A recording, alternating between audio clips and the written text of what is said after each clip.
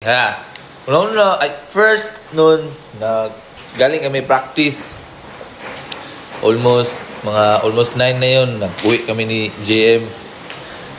Gusto namin mag-jogging, guys. So, may biglang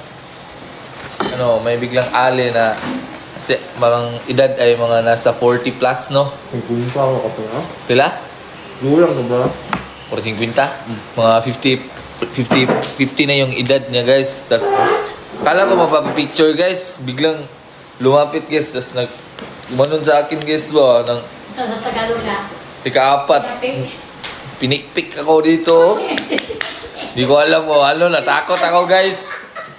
Yaw. Natakot talaga ako, guys. Ginanon niya ako. Tapos, hindi ako na.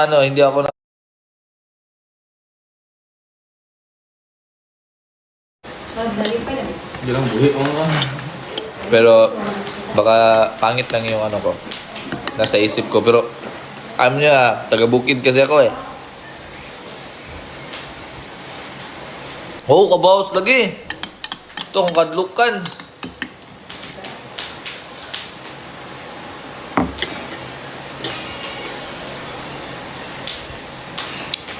Kusog ko Ginoo, guys. Di kumadlok ka na.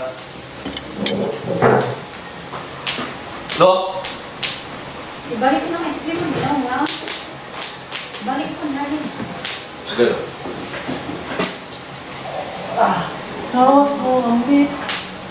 Mauna ni. Ano, mauna ni. Sabi, sumahan ba sila?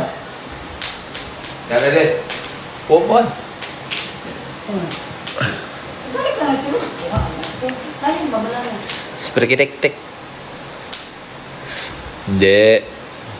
Huwag kayo ganyan, guys. Guys, wala naman talaga akong lakas sa inyo ngayon, guys. Send kayo gifts, guys. Kay Rises Bay, huwag pa-join ba? Ikaw, Condra. Ako? Uy, idol, sa karangalan. Papasok ako sa iyo, live. Nakuha gulo eh. Sa karangalan, nakapasok po ako. Nakuha ng gulo eh. Sa wala ko nang kakukulot. Sa ligyo daw eh. Makangat na yung tao ba? Versus 20. Nakuha gulo eh. Buli-bulihon. Sorry dola. Nakuha gulo eh. They got me right away! Matsaray. Sige. Huwag kadaog ko sa'yo. Di mo ko kadaog sa'yo eh. Oh? Grabe si Koto na dyan ko.